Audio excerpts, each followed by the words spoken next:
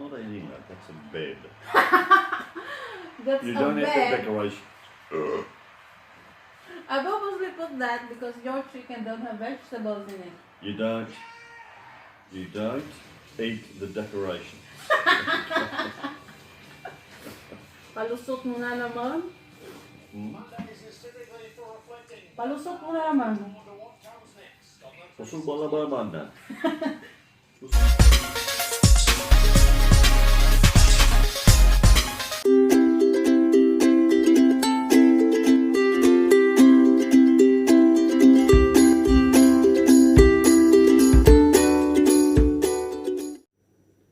Hello guys, good afternoon and happy Monday afternoon sa inyo. Today, hindi masyadong malamig, sobrang mainit sa labas. Today, gagawa tayo ng chicken gyoza and vegetarian gyoza. Yung vegetarian dinner namin to guys. Actually, tumawag si Chris kasi may pinapagawa siyang trabaho sa akin para sa office. Tumawag siya, sabi ko, okay lang ba sa kanya na gyoza yung dinner niya? Eh, sabi niya, ano daw yon? Sabi ko, gyoza, parang it's a Japanese food, kaso yun sa akin, vegetarian version. Ay, hindi pala vegetarian sa akin. Kasi lalagyan ko ng a little bit of cheese. And then, sa kanya,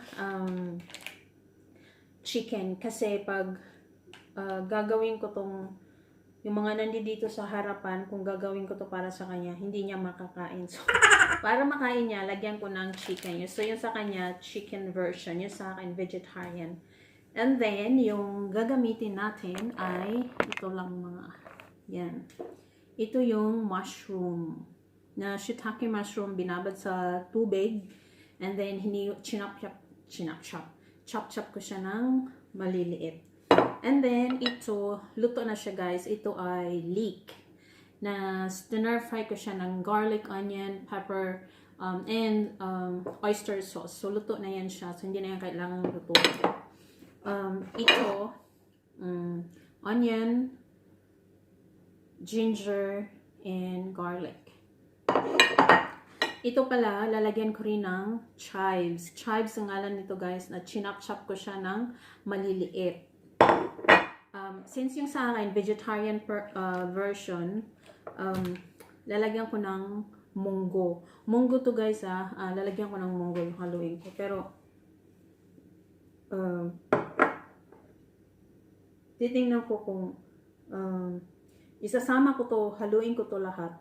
Susubukan ko, haluin ko to lahat para pagluto ko na lahat, lutuin ko na yung lahat. Tapos lalagyan ko rin ng radish. Ito guys, radish na granated na radish. Tapos minasage ko ng salt and then hinugasan ng tubig para matanggal yung after smell and yung smell niya at saka aftertaste.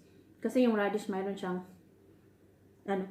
after smell. Pero pag minasage mo siya ng salt and then hinugasan mo siya, nawawala yung strong smell niya. And then, ito yung kay Chris, small chicken, grind chicken, yung sa kanya. Pag naluto na to lahat yung vegetables, guys, hahaluan ko yung chicken niya. Tsaka ko ibabalot. And then, ito yung pambalot niya. Gyoza chicken ang tawag nito. Ayan. Pero, parang feeling ko, I'm not so sure ha. Alam mo yung pangbalot ng siomai, hindi ko lang alam kung pwede yun. I'm not so sure lang. Hindi pa ako nakatry nun. So, ito yung gagamitin kong pangbalot. So, ilagay muna natin ito sa ref and then lulutuin natin itong lahat na veg.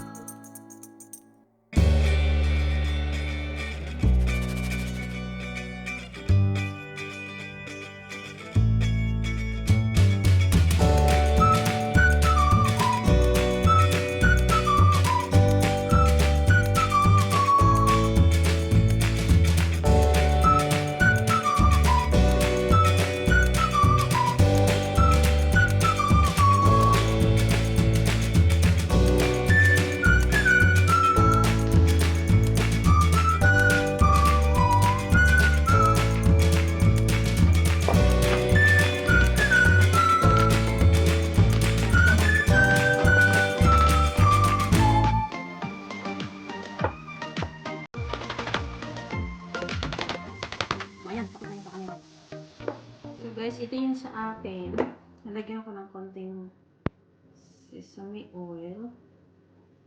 Konti lang. Ayan guys, ayan na yung sa akin. Lalagyan ko ng Parmesan cheese. Kasi matagal na itong nakatenga sa ref. Lalagyan ko.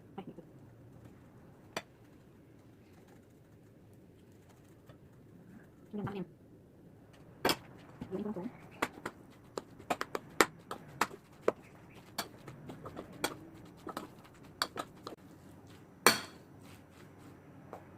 Ayan.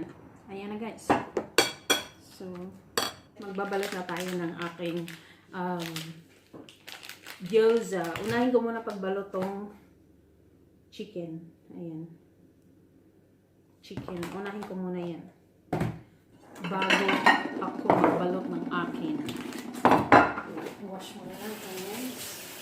Yung kay Chris, pipituhin ko yung sa kanya guys kasi hindi siya kumakain ng ganito na pag in-steam mo siya. Muarte. Hindi siya makain. So, yung sa kanya, ano yun ko? Yung sa kanya ay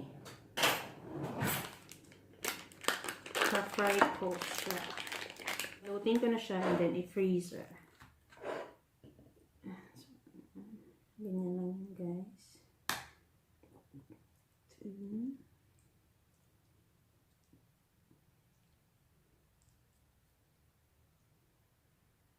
Kailangan ko pala ng water. Just seal it.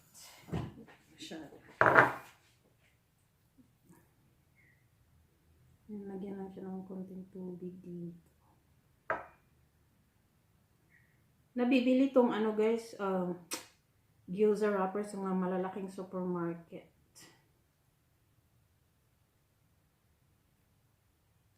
Like SM, Robinson.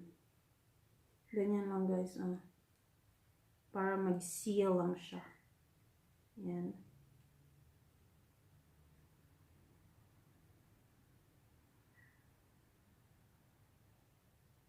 Yan na. Ayan na siya guys. Ayan na.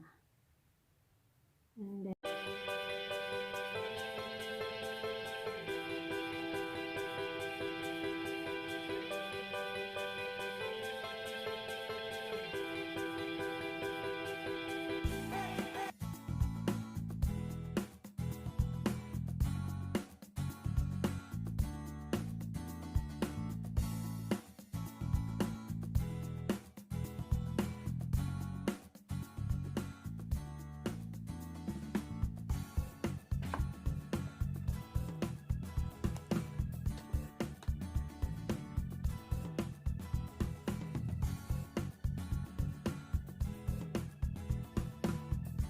last na itong peppers guys.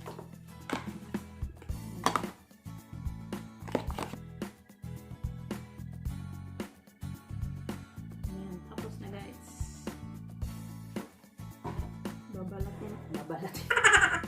Balutin ko na naman yung akin.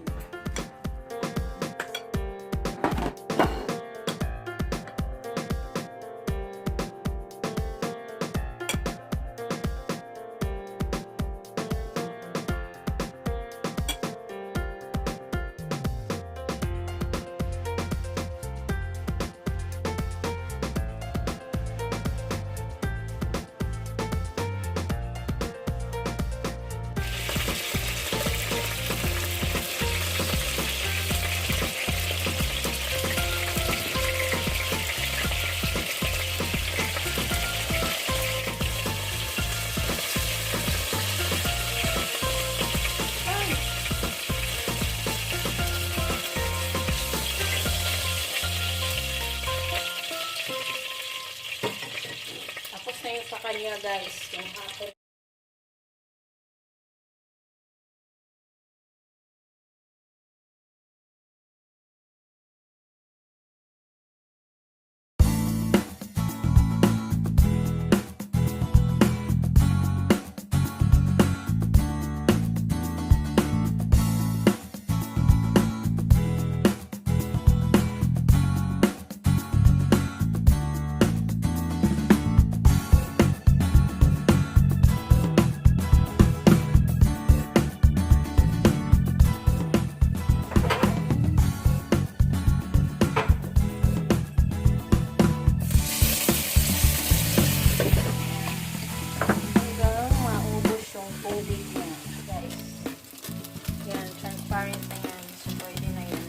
galing.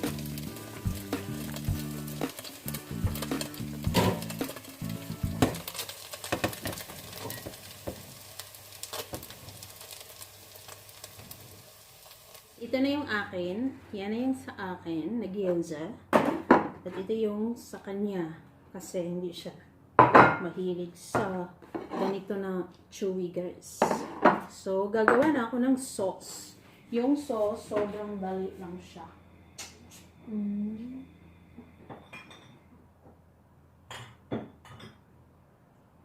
Actually, ang ginagawa ko lang sa sauce ay ito lang. And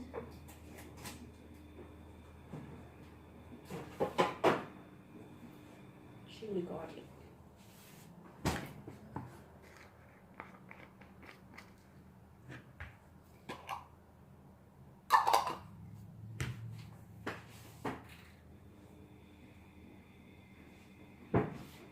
Guys, yung ginagawa kong sauce ay ito. Yan. Kasi may matamis-tamis siya. Yan. Chili garlic. Actually, kahit anong trip nyo, guys, eh. Kahit anong gusto nyo sauce, eh, ito yung gusto kong sausawan nito. Yan.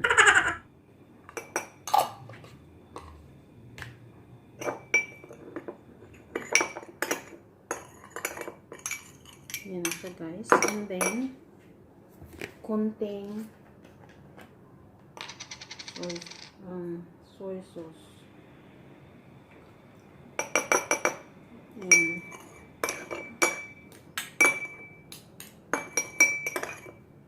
Ayan na, guys. Titikman ko muna.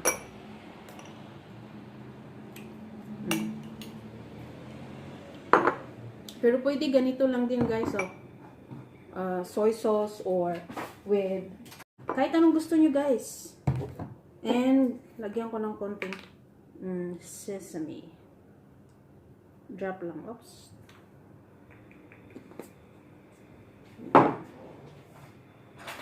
And a little bit of ayan na. Tikman ko nga.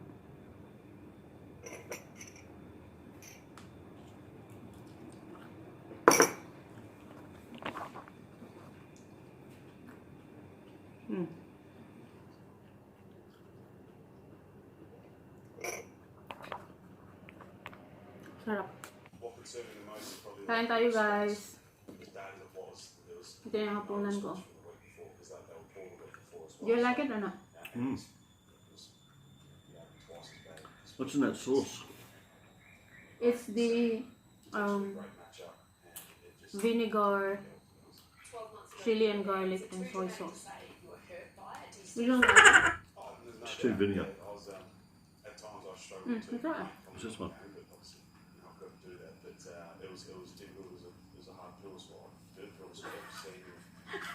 Too much vinegar. So what do you want? Soy sauce only? I don't like that one. Ayaw niya ng suka. I mean, maasim.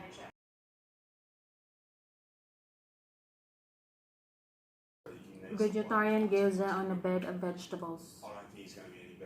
Han, kindly eat your vegetables, ah. No.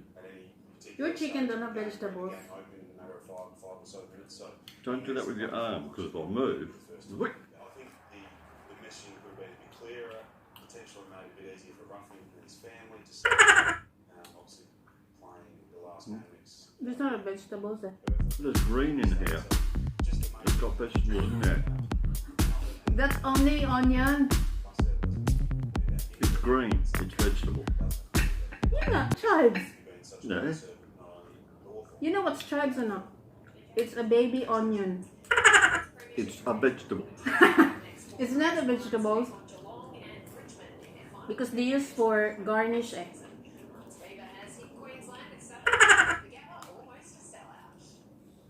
Brisbane's decade-long finals drought will come to an end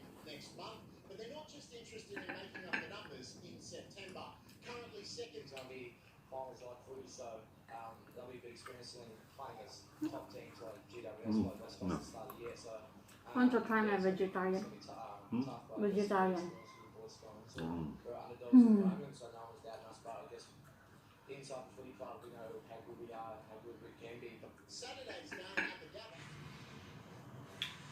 Darn, that's delicious. You did not eating your vegetables. Hmm?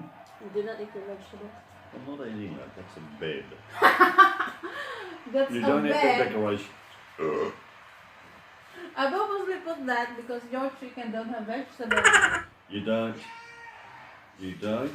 eat the decoration. Palusot mo na naman. Mondays is typically for reflecting. Palusot mo na naman. Wonder what comes next. Puso ba naman man? Puso ba naman? Palusot. Palusot? Palusot mo na naman. Baga ba naman? Palusot? That's your favorite cabbage. Uy guys, shout out pala kay Yunshin Oha. Yunshin Oha and hey, it's me JC. Thank you guys for watching and channel, and that's all for today. Always remember that health is wealth. Diba, Mr. Chris? Hindi naman guys, hindi niya kinain.